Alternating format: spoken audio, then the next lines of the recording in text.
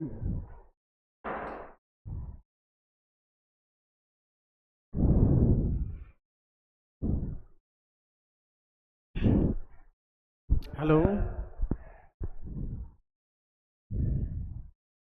हाँ जी बच्चों, चलो। जैसा कि अपन ने बोला था कि अपन स्टार्ट करेंगे, तो अपन ने स्टार्ट कर दिया है।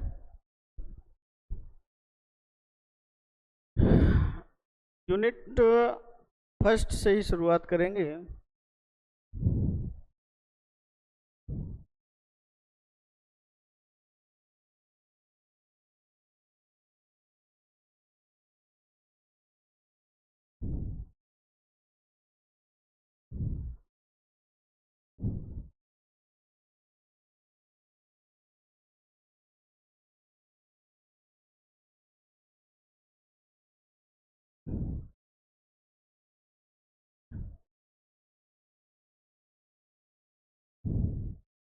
यूनिट फर्स्ट से शुरुआत करेंगे अपन।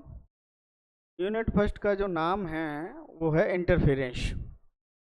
अच्छा हाँ, मैं आपको बता दूं अपन पढ़ाने क्या जा रहे हैं। बीएससी सेम फर्स्ट की फिजिक्स पढ़ाने जा रहे हैं। Sorry, same third, semester third की फिजिक्स पढ़ाने जा रहे हैं अपन।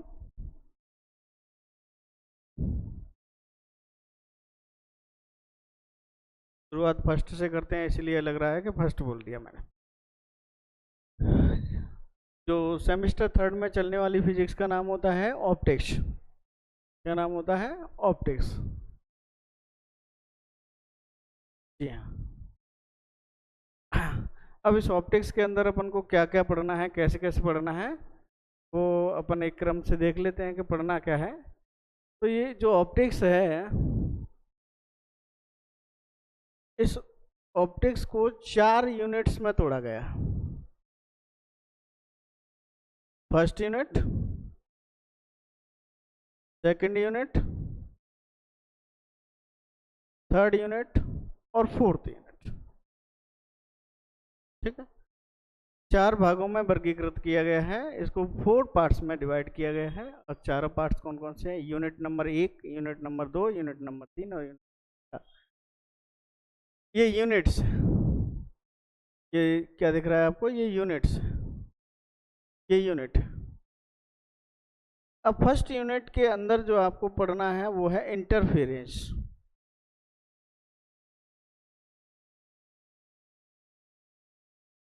हिंदी में इसको व्यतिकरण बोल, क्या बोला जाता है? व्यतिकरण बोला है। यहीं से शुरुआत करनी है। बच्चों के कम टाइम बचा है, तो टाइम के हिसाब से उनको अपन को देखना है कि कितने टाइम में कितना करा सकते हैं। और कोशिश रहेगी कि हम जो पेपर्स में आता है वो तो लगभग लगभग हर की यूनिट से आ ही जाए। तो अपनी कोशिश ये रहेगी।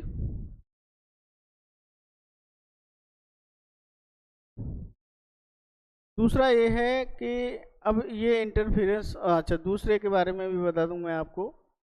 तो जो दूसरी सेकंड है वो है डिफ्रैक्शन।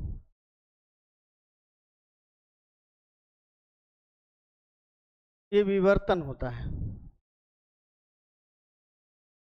तीसरी यूनिट्स जो है उसको मैं आपको बता दूं, वो है पोलराइजेशन।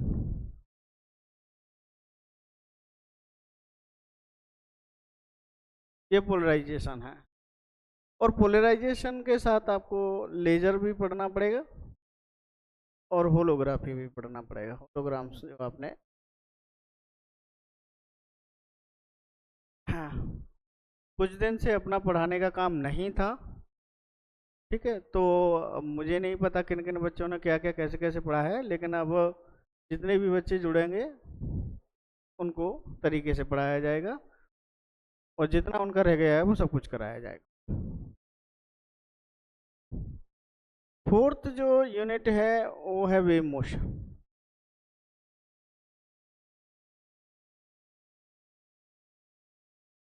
ये ध्रुवण, इसको हिंदी में अपन ध्रुवण बोलते हैं।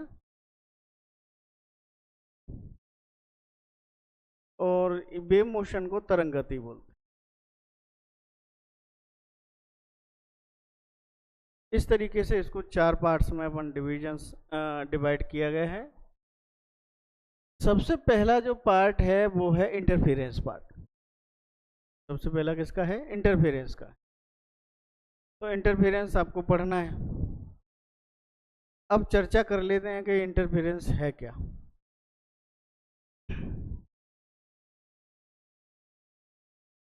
तो यूनिट फर्स्ट है इंटरफेरेंस। ठीक है, व्यतिकरण।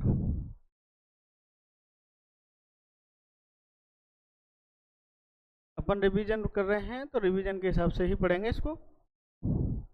बाकी के सब बच्चों ने पढ़ ही रखा होगा, और नहीं भी पढ़ रखा हो तो वो मुझे लिख देंगे कि सर पढ़ नहीं रखा है, तो उस हिसाब से आप कराइए, तो आपको उस हिसाब से कराया जाएगा।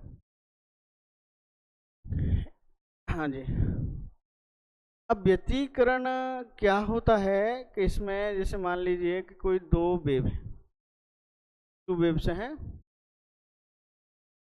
मान लीजिए एक ये वेव है और दूसरी वेव ये है, और यहाँ आकर के ये सुपरपोज हो जाते हैं किसी भी एक पॉइंट पे। ये ध्यान रखना कि इनका एम्पलीट्यूड जो है और इनकी फ्रीक्वेंसी लगभग समान सेम है।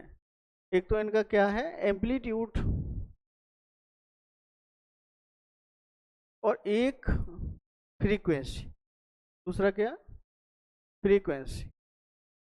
एक तो इनका एम्पलीट्यूड, दूसरा फ्रीक्वेंसी। मान लेते हैं कि दोनों का कैसा है, समान। ऐसा लेकर के चलना है अपन को, जब भी अपन इंटरफेरेंस समझेंगे तो अपन बोलेंगे कि लगभग समान आयाम और आवृत्ति। अब आयाम और आवृत्ति सारे बच्चे जानते होंगे, नहीं जानते तो मैं उनको हिंट्स के लिए बता देता हूँ आयाम क्या होता है। मान लीजिए ये आपका वेव है इस तरीके से, तो इसका मान लीजिए एक पार्टिकल है जो यहाँ से यहाँ पहुँचता है, ये इसका डिस्प्लेसमेंट है। ये क्या है, डिस्प्लेसमेंट। और वो भी डिस्प्लेसमेंट कौन सा है, मैक्सिमम डिस्प्लेसमेंट।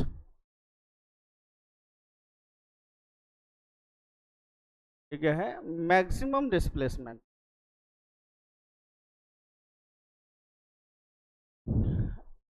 डिस्प्लेसमेंट विस्थापन है। तो आपका पार्ट जब वेव्स जा रही है, मान लो यहाँ से वेव ने चलना स्टार्ट किया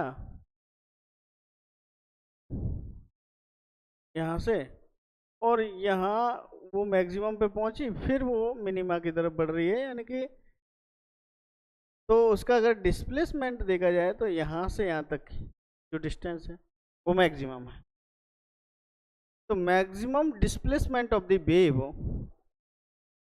तरंग का अधिकतम विस्थापन आयाम कहलाता है। ठीक है, तो इस तरीके से अब मैंने कहा, क्या बोला कि कोई दो वेव्स आपको लेनी है, और उनका एक तो एम्पलीट्यूड, एम्पलीट्यूड बोलें तो आयाम, और एक उसकी फ्रीक्वेंसी, फ्रीक्वेंसी बोले तो आवृत्ति। एक तो उनका आयाम और एक उनकी क्या, आवृत्ति। ये दोनों कैसे होने चाहिए, सेम होनी चाहिए, लगभग बराबर होनी चाहिए। ये जरूरी नहीं है कि बिल्कुल फिक्स हो, कि लगभग बराबर हो। अगर मान लीजिए इसका ω1 फ्रीक्वेंसी है और इसकी ω2 फ्रीक्वेंसी है, तो अपन कहेंगे कि ω1 जो है वो लगभग ω2 के बराबर है, और कोई एक नाम दे देंगे इनको ओमेगा। कोई एक क्या नाम दे देंगे, ओमेगा नाम दे देंगे। तो आयाम जो है वो maximum displacement of the wave है। तरंग का क्या है, अधिकतम विस्थापन है, अधिकतम विस्थापन। ठीक है, तो तरंग का अधिकतम विस्थापन जो है वो आयाम कहलाता है। तो ये एम्पलीट्यूड है, ये क्या है, एम्पलीट्यूड है। बहुत सारे बच्चों को नहीं पता होगा, इसलिए बता दूं। अच्छा, फ्रीक्वेंसी क्या होती है फिर? फ्रीक्वेंसी क्या है? मैंने तो दो बातें बोली हैं कि जो भी तरंग जाएगी उसका आयाम और उसकी आवृत्ति, उसका एम्पलीट्यूड एंड उसकी फ्रीक्वेंसी लगभग सेम होनी चाहिए। फ्रीक्वेंसी क्या होती है? फ्रीक्वेंसी होती है नंबर ऑफ साइकिल। फ्रीक्वेंसी क्या होती है? नंबर ऑफ साइकिल, चक्करों की संख्या। तो एक सेकंड में चक्करों की संख्या, चाहे मान लीजिए ये वेव आपकी E1 है और ये वेव आपकी E2 है। चलो मैं किसी दूसरे कलर से, जैसे ये वेव आपकी E1 है और ये E2 है, तो इन दोनों की फ्रीक्वेंसी यानी कि पर सेकंड चक्करों की संख्या भी, पर सेकंड नंबर ऑफ साइकिल, इनका कैसा होना चाहिए? लगभग बराबर होना चाहिए। एक तो ये मैंने ओमेगा 1 बोला है, इसको ओमेगा 2 बोला है, तो ये दोनों लगभग कैसी होनी चाहिए? बराबर होना चाहिए। तो एक तो आयाम हो गया और एक क्या होगी? आवृत्ति हो गई। आयाम और आवृत्ति लगभग कैसे होनी चाहिए? बराबर होने चाहिए। तब इस तरीके की कोई दो तरंगें हैं और वो दोनों तरंगें कहाँ जा रही हैं? किसी पॉइंट पर, ये मान लीजिए पॉइंट है और इस पॉइंट पर क्या हो रही हैं? अध्यारोपित हो रही हैं, सुपरपोज हो रही हैं, मिल रही हैं जाकर के। ठीक है, तो थोड़ा तरीके से लें कि एक वेव जो है वो E1 है मान लीजिए, आगे दूसरी मान लीजिए आपकी वेव है E2।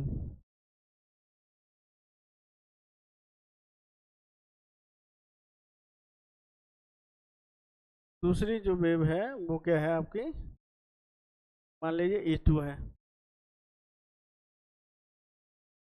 और इस पॉइंट्स पर दोनों इंसिडेंट होते हैं। एक को मैंने नाम दिया है E1 और दूसरी को नाम दे दिया है E2।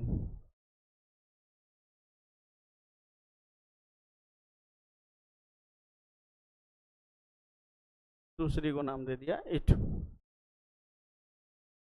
पहुंच रहे हैं कि इंटरफेरेंस क्या है, व्यतिकरण क्या है, इस चीज पे अपन पहुंच रहे हैं।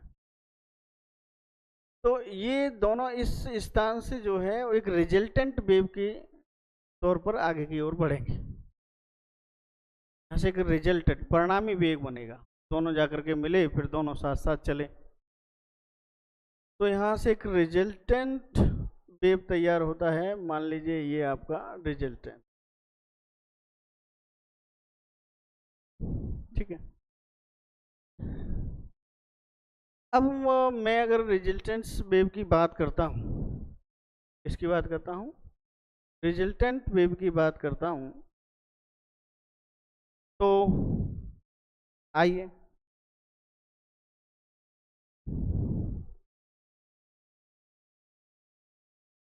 इसकी कोई फ्रीक्वेंसी रही होगी, इसकी भी कोई फ्रीक्वेंसी रही होगी, इसका भी कोई एम्पलीट्यूड रहा होगा, इसका भी कोई एम्पलीट्यूड रहा होगा, और जब दोनों साथ साथ जा रहे होंगे तब इसका भी कोई एम्पलीट्यूड होगा, इसकी भी कोई फ्रीक्वेंसी होगी, ठीक है। और ये दोनों मिलकर के एक जो रिजल्टेंट वेव बना रहे हैं तो उसका एक अलग इंटेंसिटी होगी और इनकी एक अलग इंटेंसिटी होगी।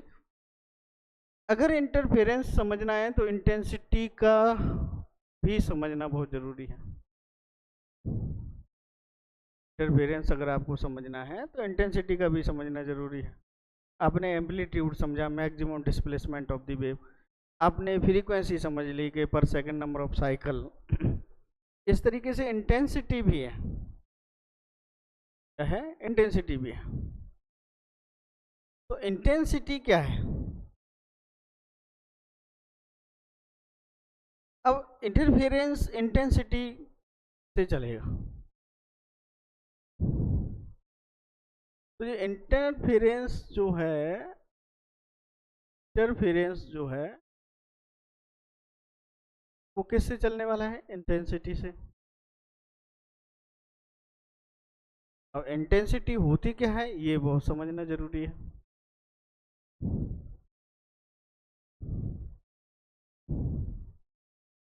तो थोड़ा सा अगर अपन पीछे चलें तो देखिए एक वेव तैयार किया मैंने जिसका आपको सब कुछ बताया गया, एम्पलीट्यूड बताया गया, इसकी फ्रीक्वेंसी बताई गई कि 1 सेकंड में कितने कंपन ये कर रही है, इसकी आवृत्ति है 1 सेकंड में चक्रों की कंपनों की संख्या, वाइब्रेशंस की। अब वो इंटेंसिटी क्या है,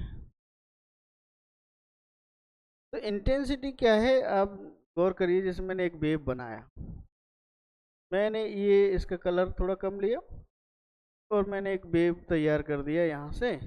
ये देखिए ये कोई वेव है। अब वो जो देखने वाले बच्चे उनको लगेगा कि यार कम दिखाई दे रहा है, दिखाई इतना नहीं दे रहा, तो फिर मैं क्या करूँगा, मैंने कोई इसको क्या किया, थोड़ा बढ़ा दिया।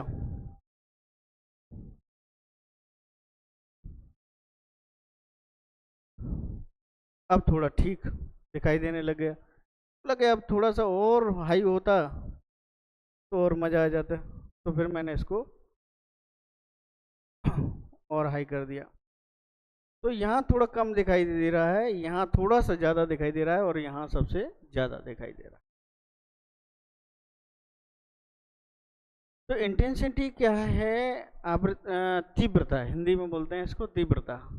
तीव्रता है क्या, तो तीव्रता होती है कि आपका per unit time per unit area जो एनर्जी स्प्रेड होती है ना, जैसे आप एक 50 वाट का बल्ब लगाओ तो लगेगा उजाला थोड़ा सा कम हो रहा है, फिर वहीं 100 वाट का लगा दो तब लगेगा थोड़ा सा बढ़ा उजाला, फिर वहीं 150 वाट का लगाया तो लगेगा और ज़्यादा, अब तो ज़्यादा हो गया, वहीं अगर 1000 वाट का लगा दोगे तो चमक आपको सहन नहीं होगी। तो 50 वाट का भी per unit time per unit area energy को स्प्रेड कर रहा है, लेकिन ना जो 1000 वाट का है वो बहुत ज़्यादा। तो एक सिंगल वर्ड अगर इनके लिए बोला जाए तो इंटेंसिटी क्या है, चमक है, शाइनिंग है वेव की। इस जगह अगर प्रैक्टिकल के दौरान मुझे डायग्राम कुछ इस तरीके का दिख रहा है तो मेजरमेंट करते समय मैं कहूँगा कि मुझे थोड़ा सा कम दिखाई दे रहा है, ऐसा करिए इसकी इंटेंसिटी बढ़ाइए तब मुझे थोड़ा दिखाई देने लगेगा, फिर मैं इसका मेजरमेंट अच्छे से कर पाऊँगा। तो फिर मुझे इस तरीके से इसको बनाना पड़ेगा, तब भी नहीं दिखाई दे रहा तो इस तरीके से बनाना पड़ेगा। लेकिन ये हाइयर इंटेंसिटी है, अगर आप इनका इनका रिजल्ट्स देखेंगे तो यहाँ रिजल्ट अच्छा मिलेगा, यहाँ इतना बतौर अच्छा रिजल्ट्स नहीं मिलेगा, क्योंकि इंटेंसिटी बढ़ते समय इसकी मोटाई बढ़ेगी जो मेजरमेंट के तौर पर थोड़ी सी प्रॉब्लम करे। और इस तरीके का अगर है हल्की सी इंटेंसिटी जो आपको दिख रहा है, कलर से बिल्कुल दिख रहा है, दिखने लग रहा है, तो आप अच्छे से मेजरमेंट उसका कर पाएंगे। तो इंटेंसिटी एक तरीके से क्या है, चमक है। तो अब इसमें इंटेंसिटी का खेल है, तो मान लीजिए कि ये जो आपको दिखाई दे रहा है इसकी इंटेंसिटी है I1, क्या है I1, और इसकी इंटेंसिटी दूसरे वाले की मान लीजिए I2 है, तो रिजल्टेंट जो इंटेंसिटी होगी वो I होगी, ठीक है। अब ये वेव मान लीजिए E1 है, तो इसका जो एम्पलीट्यूड है वो मान लेते हैं अपन E1 नॉट, और इसका एम्पलीट्यूड है वो E2 नॉट, और इसका ये जो रिजल्टेंट है, तो रिजल्टेंट के लिए एक अलग एम्पलीट्यूड मानना पड़ेगा आपको। मान लीजिए आपने मान रखा है R, ये बाद में अपन मान सकते हैं इसको।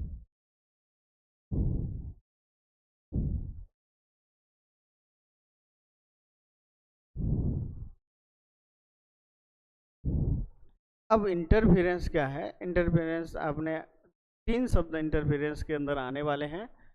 3 शब्द कौन कौन से आने वाले हैं, आपने देखा, एक तो आएगा आयाम, एक तो क्या आएगा आयाम, नंबर 2 पर क्या आएगी आवृत्ति, और नंबर 3 पे क्या आया तीव्रता। आयाम और आवृत्ति पता है और तीव्रता पता है, फिर अपन इंटरफेरेंस अच्छे से समझ सकते हैं। आयाम पता है, आवृत्ति पता है और तीव्रता पता है। इंग्लिश में ये बता भी दिया है वैसे, और सुन लीजिए, ये एम्पलीट्यूड है, ये फ्रीक्वेंसी है, और ये इंटेंसिटी।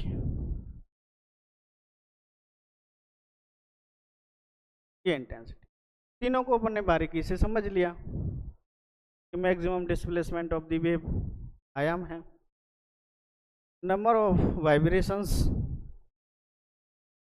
फ्रीक्वेंसी है, और जो एनर्जी का फैलाव है वो क्या है, इंटेंसिटी है। ठीक है, अब होता क्या है इंटरफेरेंस के अंदर कि मान लीजिए कि टू वेव्स इस तरीके की हैं कि उनकी जो आयाम है और आवृत्ति है, मान लीजिए इसकी आवृत्ति ओमेगा 1 है और इसकी आवृत्ति ओमेगा 2 है, तो लगभग समान आयाम और समान आवृत्ति की दो तरंगें किसी स्थान पर अध्यारोपित होती हैं। मान लीजिए ये पॉइंट है, कोई भी नाम दे दीजिए बी पॉइंट, और यहाँ आपको सुपरपोज हो रही हैं दोनों वेव्स। क्या हो रही है, सुपरपोज हो रही है, और ये है रिजल्टेंट वेव।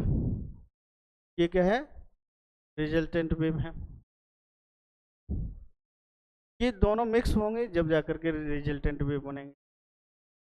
तो मैंने बोला इसकी फ्रीक्वेंसी कुछ रही होगी और इसकी फ्रीक्वेंसी कुछ रही होगी, और इसकी फ्रीक्वेंसी मान लीजिए आई है। इस रिजल्टेंट वेव की इंटेंसिटी कितनी है, इसकी इंटेंसिटी I1 रही होगी, इसकी इंटेंसिटी I2 रही होगी, तो इसकी इंटेंसिटी I रही होगी, मान लेते हैं अपन।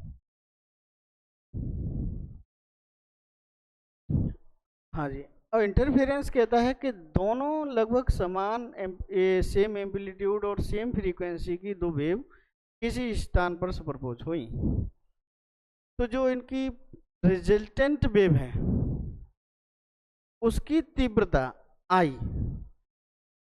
इन दोनों के तीव्रता के सम से, जैसे I1 प्लस I2, इन दोनों को ऐड किया जाए और इन दोनों को क्या किया जाए, सब्ट्रैक्ट किया जाए, या फिर दोनों को ही ऐड कर लें अपन, तो ये जो रिजल्टेंट इंटेंसिटी है वो दोनों की इंटेंसिटी के योग से या तो ज्यादा होगी या कम होगी।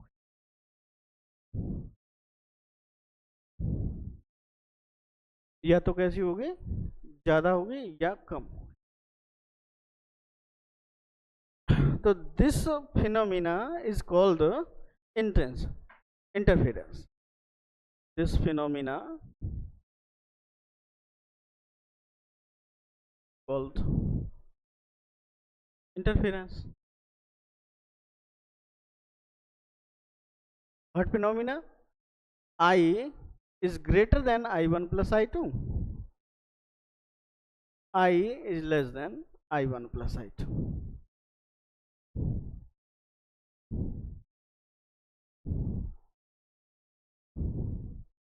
रिजल्टेंट इंटेंसिटी दोनों वेव की इंटेंसिटी के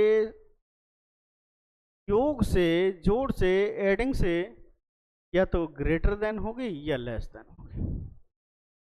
या तो कैसी रहेगी, ग्रेटर देन रहेगी, या कैसी रहेगी, लेस देन रहेगी। तो ये जो घटना है, ये जो फिनोमिना है, ये जो इंसिडेंट है, ये क्या कहलाएगा, इंटरफेरेंस कहलाएगा। अब इंटरफेरेंस का बंटवारा हो चुका है, इंटरफेरेंस क्या कर चुका है, टूट चुका है। अगर बात इसी तरीके की है तो इंटरफेरेंस टू टाइप का होना चाहिए। एक तो वो इंटरफेरेंस होना चाहिए जिसमें इंटेंसिटी ज़्यादा आ रही है। कौन सा इंटरफेरेंस होना चाहिए, जिसमें इंटेंसिटी क्या आ रही है, ज़्यादा आ रही है। और एक वो इंटरफेरेंस होना चाहिए जिसमें इंटेंसिटी क्या रह रही है, कम रह रही है। भाई एक तो इंटरफेरेंस कौन सा होना चाहिए, जिसमें इंटेंसिटी ज़्यादा है, और एक इंटरफेरेंस वो होना चाहिए जिसमें इंटेंसिटी कैसी है, कम है।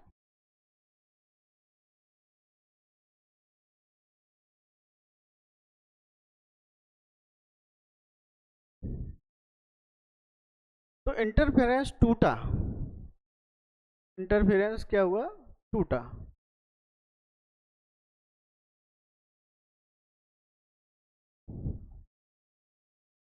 ये डिवाइड हुआ, जिसमें एक इंटरफेरेंस ऐसा था जिसमें रिजल्टेंट वेव्स की इंटेंसिटी वो I1 प्लस I2 से कैसी है, ग्रेटर देन है। और एक इंटरफेरेंस ऐसा है जिसमें रिजल्टेंट वेव की इंटेंसिटी I1 प्लस I2 से कैसी है, लेस देन है।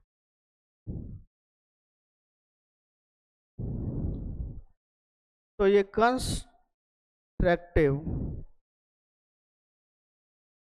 इंटरफेरेंस है।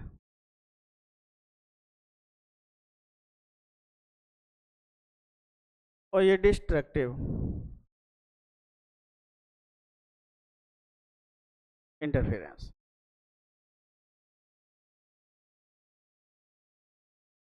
एक तो कौन सा है, कंस्ट्रक्टिव है, और एक डिस्ट्रक्टिव है।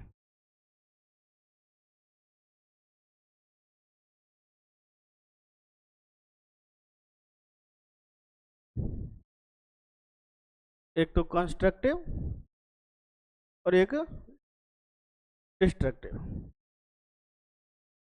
हिंदी में बोले तो ये संपोषी व्यतिकरण। क्या है, संपोषी व्यतिकरण। और ये है विनाशी।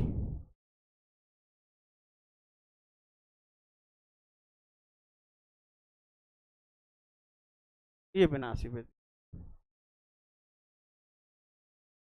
एक तो कैसा बनेगा व्यतिकरण, संपोषी, और एक व्यतिकरण कैसा बनेगा, विनाशी व्यतिकरण।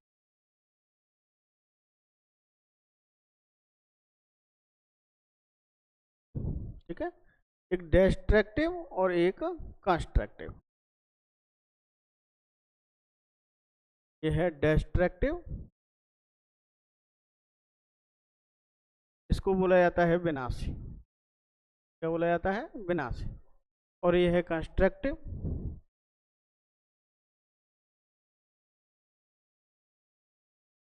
इसको बोला जाता है संपोषी। इंटरफेरेंस से तो सबसे पहले इंटरफेरेंस।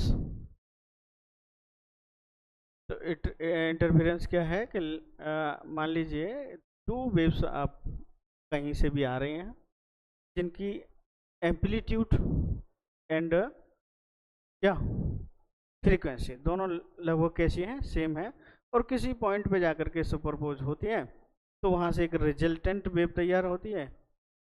इफ रिजल्टेंस वेव इंटेंसिटी, इन जो दो टू वेव्स हैं इनकी इंटेंसिटी के योग से कैसी है, ग्रेटर देन है या लेस देन। या तो अधिकतम होती है sum of both waves intensity greater than resultant wave or less than resultant. This phenomena is called interference. Phenomena interference है। दो वेव्स किसी स्थान से, मान लीजिए एक वेव से इधर से आई, एक वेव नीचे से आई, इस बोर्ड पे जाकर के सुपरपोज हुई, अध्यारोपित हुई, मिली, वहाँ से एक वेव चली। तो मैंने देखा कि वहाँ अगर मान लीजिए ये दोनों मुझे साफ साफ दिखाई दे रही है, ये थोड़ी कम दिखाई दे रही है, तो हुआ है कि रिजल्टेंस क्या हुआ है, रिजल्टेंट इंटेंसिटी थोड़ी सी कम है। और अगर ये इसकी चमक बढ़ी है, इसकी शाइनिंग जो बढ़ी है, इंटेंसिटी बढ़ी है, तो अपन कहेंगे कि रिजल्टेंट इंटेंसिटी की चमक थोड़ी ज़्यादा है। तो इस तरीके से ये कंस्ट्रक्टिव और डिस्ट्रक्टिव इंटरफेरेंस बनता है। अब इसका अगर अपन कैलकुलेशंस करें,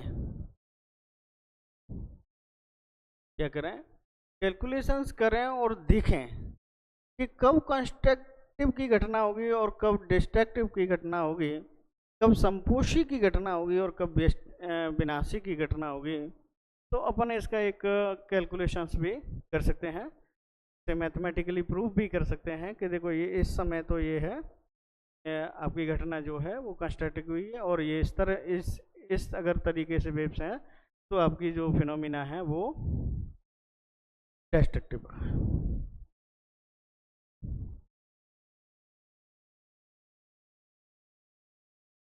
तो अपन इसको क्या कर सकते हैं,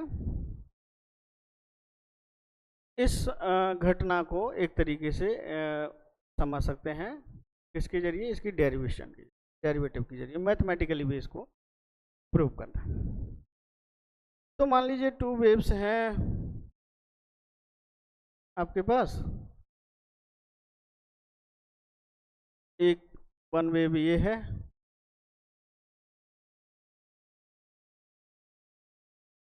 और तो सेकंड ये है, और इनका रिजल्टेंस जो है वो ये है।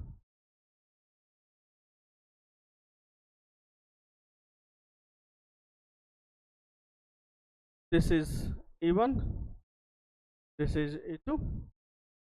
So now E1 is equals to E1 naught sin omega 1t minus k1x. You can say, and E2 naught sin omega 2t minus k2x. ये प्रोपगेशन कांस्टेंट है, डिस्प्लेसमेंट है, टाइम है और फ्रीक्वेंसी, ठीक है, ये फेज होता है। तो इस तरीके से कोई दो वेव्स, एक E1 और अनदर E2, सुपरपोज कराओ। मैथमेटिक्स जब अपन पढ़ते हैं तो जो थियोरटिकल, जो अपने थ्योरी पढ़ा है उसी थ्योरी के दौर में अपन क्या करते हैं, आगे की तरफ बढ़ जाते हैं, तो अपन मैथमेटिक्स आगे निकलने लग जाता है ऑटोमेटिक। तो सुपरपोज कराएंगे तो E is equals to E1 plus E2, इस तरीके से, क्योंकि रिजल्टेंट जो वेव है मान लेते हैं अपन E है, तो अपन ने सुपरपोज कराया तो E1 plus E2।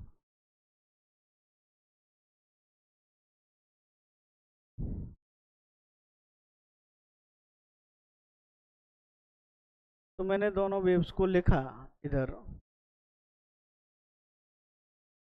E is equals to E1 not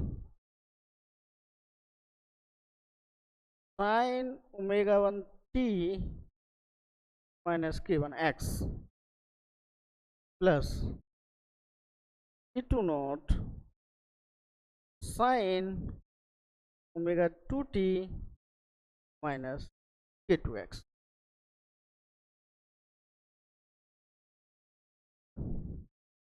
अब जस्ट इसका सॉल्यूशंस है,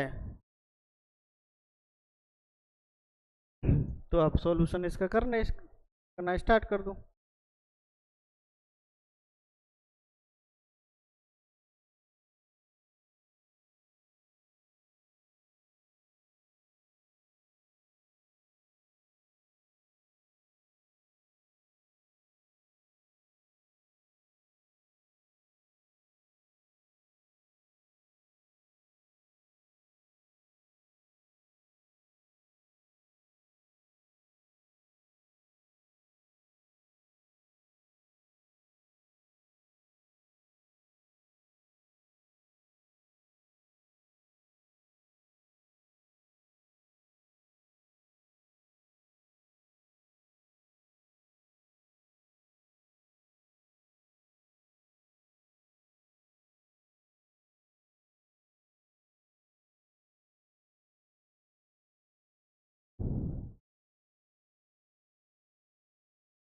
हाँ जी,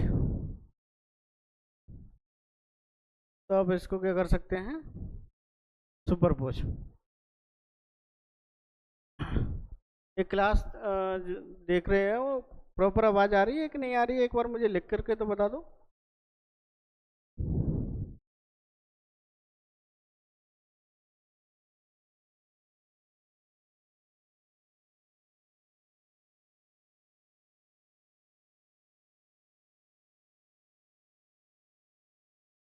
E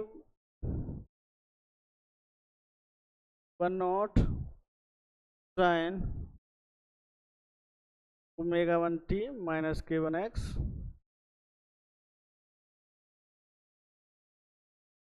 2 naught sin omega 2t k2x। अब फॉर्मूलेज आपने पढ़ रखे हैं, अब यहाँ से आगे क्या करना है, सॉल्यूशन ही करना है। और सॉल्यूशन करना है तो आपने फॉर्मूले पढ़ रखे हैं, तो उन फॉर्मूलों को ध्यान में रखते हुए इसका सॉल्यूशन करना है। वेट कर रहा था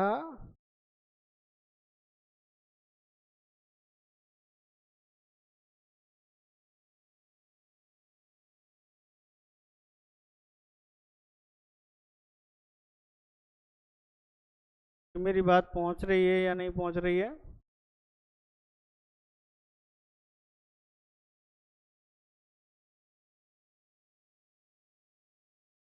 चलो तो E1 नॉट ये फॉर्मूला है sign A cos B minus cos a sine B. आवाज आ रही है या नहीं आ रही है, क्या लिख रहे हो?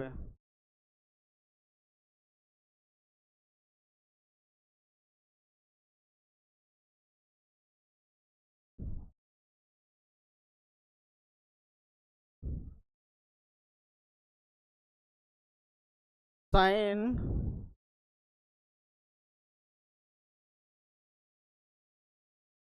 आजा आनी चाहिए, प्रॉपर आनी चाहिए आवाज।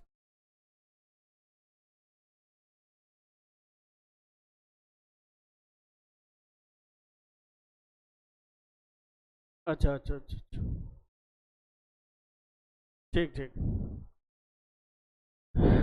Sign a omega 1t cos b cos k1x minus cos a cos omega 1t sine k1x cos a sine b. और इसको लिखे हैं प्लस E2 नॉट साइन ए मतलब omega 2t cos k2x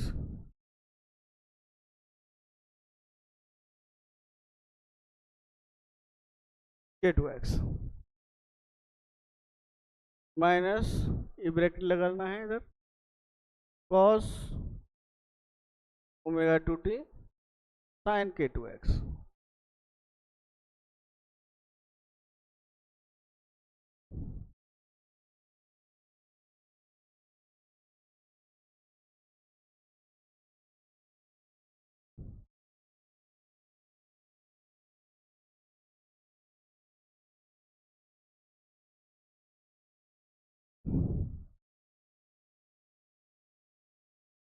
k2x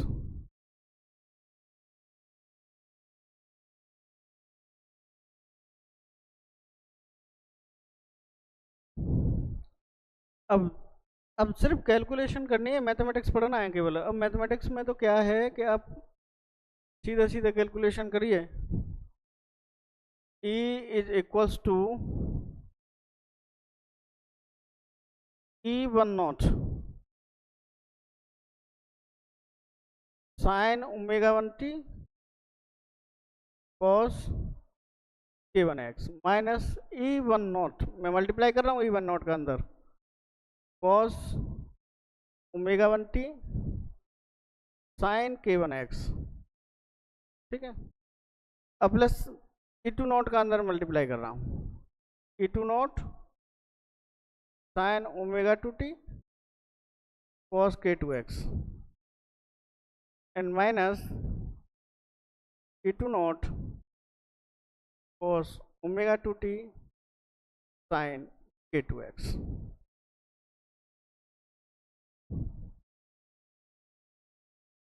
ये कुछ नहीं किया है, अगला स्टेप में मैंने क्या किया, मल्टीप्लाई कर दिया। ओनली क्या किया है, मल्टीप्लाई कर दिया। अब इधर देखिए कि अपन वो पोर्शन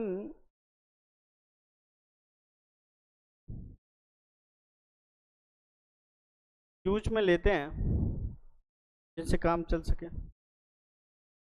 अब पोर्शन के तौर पे मैंने एक थ्योरी के अंदर लाइन बोली है कि ओमेगा 1 लगभग बराबर है किसके, ओमेगा 2 के। तो मैं इसको क्यों ना ओमेगा ही बोल दूं।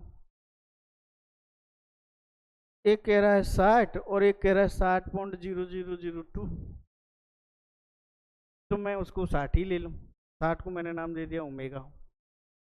तो जहाँ ओमेगा 1 दिख रहा है वहाँ भी मुझे ओमेगा लिखना है, और जहाँ ओमेगा 2 दिख रहा है वहाँ भी मुझे क्या लिखना है, ओमेगा लिखना है। क्योंकि अपन थ्योरी के अंदर कह चुके हैं कि सेम फ्रीक्वेंसी है, जो दोनों वेव्स हैं उनकी फ्रीक्वेंसी लगभग कैसी है, सेम है।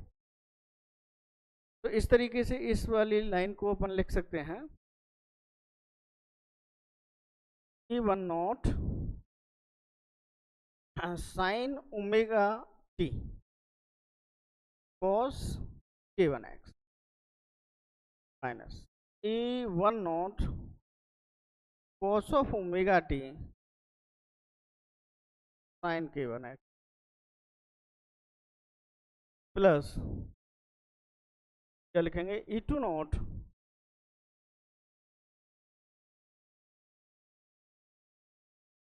Sine omega t cos K2x minus E2 not cos of omega t sine K2x। Clear है।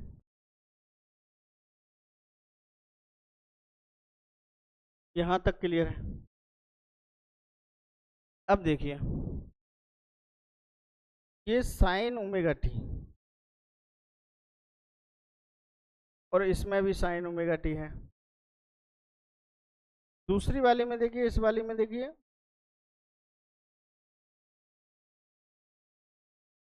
इसमें कॉस ओमेगा टी है और यहाँ भी कॉस ओमेगा टी है।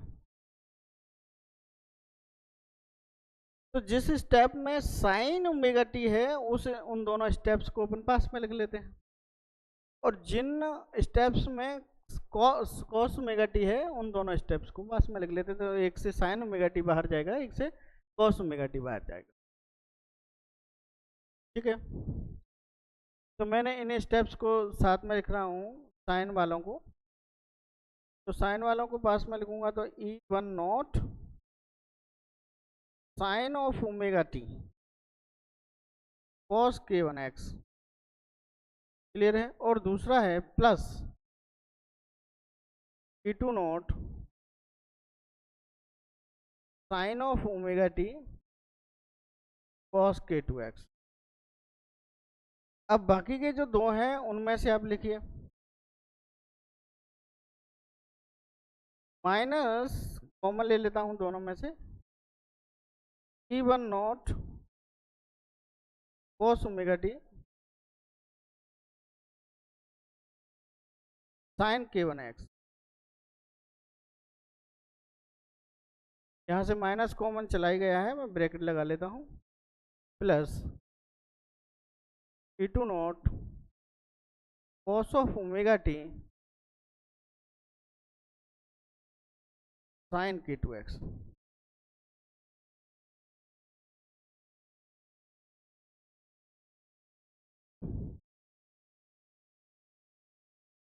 हाँ, तो ये क्लियर हो चुका है।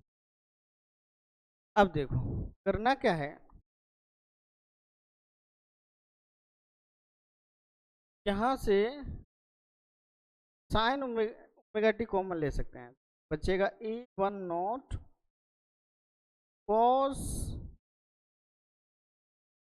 K1x E2 not cos K2x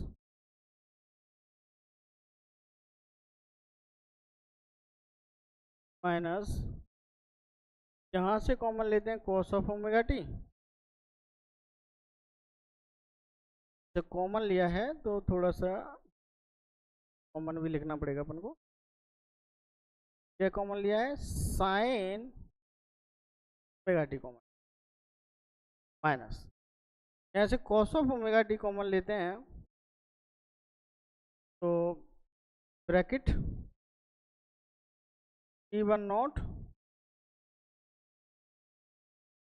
sign K1x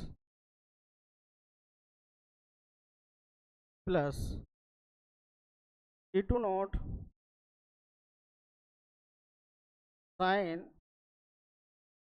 K2x और कॉमन गया है cos of omega t.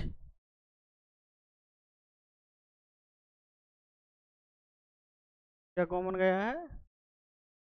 Cos of omega T.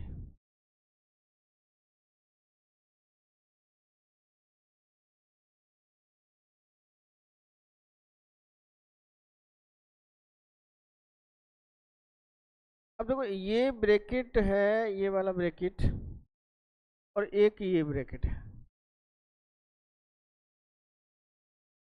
इन दोनों ब्रैकेट को मैं थोड़ी देर के लिए कुछ मान लेता हूँ। क्या कर लेता हूँ? थोड़ी देर के लिए कुछ मानूंगा तो मुझे एम्पलीट्यूड के साथ एक फंक्शन लेना है और साइन ओमेगा टी है मेरे पास, इधर कॉस ओमेगा टी। तो एक तो एम्पलीट्यूड कॉस, मान लीजिए कॉस मान लिया, तो cos a sine B minus sign A cos B, एक फॉर्मूला तैयार हो जाए। तो मैं कुछ इस ब्रैकेट को मान लूँ, कुछ और कुछ इस ब्रैकेट को मान लूँ, तो एक सिंपली जो फॉर्मूला है वो तैयार हो जाएगा। तो ये जो है मान लीजिए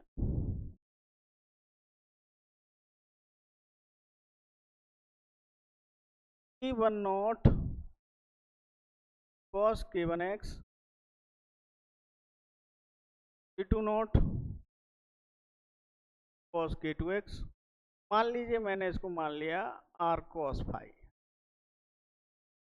दूसरा है E1 not sine K1x E2 not sine K2x, और इसको मान लिया मैंने R साइन फाई, ऐसा कुछ मान लिया।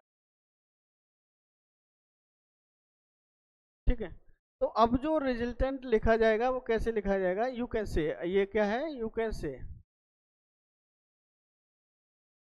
ये माना हुआ है। तो E इज इक्वल्स टू क्या लिखा जाएगा? R cos phi sine omega t minus R sine phi cos of omega t. थोड़ा तरीके से लिख लें, R को बाहर निकाल दें, तो sine omega t cos phi minus cos omega t sine phi, इस तरीके का एक फॉर्मूला तैयार हो जाएगा। तो ये फॉर्मूला क्या होगा? Sign A cos B minus cos a sine B. Formula क्या तैयार हो गया? Sign A cos B minus cos a sine B. तो मैं एक रिजल्टेंस वेव तैयार कर लेता हूं, जिसको लिखूंगा मैं R sine A minus B omega one, sorry omega one नहीं है, ओमेगा टी माइनस फाइव। तो ये मेरे पास एक रिजल्टेंस वेव जो है वो तैयार हो चुका। क्या मिल चुका है मुझे? एक रिजल्टेंट वेव मिल गई। दो वेव जब मैंने इंसिडेंट कराए, सुपरपोज कराए, तो मुझे एक रिजल्टेंस वेव करके तैयार हुआ है, जिसका एम्पलीट्यूड क्या है? आर है। इसका एम्पलीट्यूड क्या है? आर। अच्छा, पहली वाली का एम्पलीट्यूड मैं लेकर के चला था E1 नॉट, ठीक है। दूसरी वाली का लेकर के चला था E2 नॉट। रिजल्टेंट का मुझे क्या मिला है? आर। अब अगर अपन को मालूम है इंटेंसिटी का और एम्पलीट्यूड का क्या रिलेशन है, तीव्रता और इसका आयाम का, तीव्रता और आयाम, अगर इन दोनों का मैं रिलेशन मालूम कर लेता हूँ तो मुझे आगे की जानकारी क्या हो जाएगी, क्लियर हो जाएगी।